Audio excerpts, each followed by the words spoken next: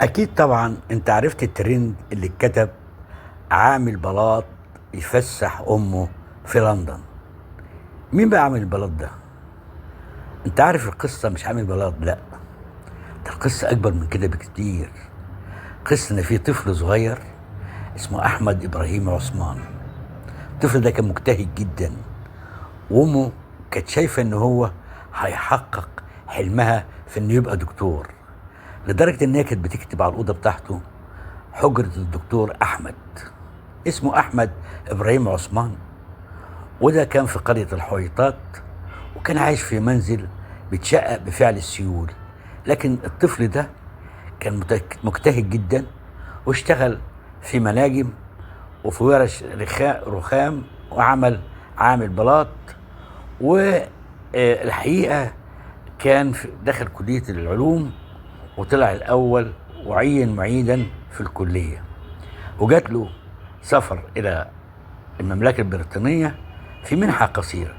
أحد المشرفين سخر منه، قال له: قول يا صعيدي بالعربي، مالكش دعوة بالإنجليزي. لكن الجميع فوجئ بأنه أبهرهم بعلمه.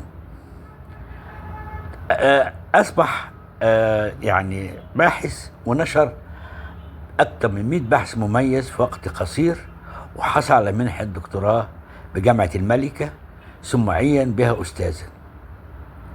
صنف هذا الدكتور ضمن أفضل 2% من العلماء تأثيرا عالميا حسب تصنيف جامعة ستانفورد.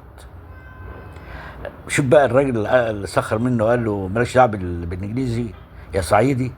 جات رسالة عشان يشرف عليها الدكتور أحمد، اللي هو استهزأ بيه. دكتور أحمد إبراهيم عثمان عمل قناة اسمها علم تيوب على اليوتيوب.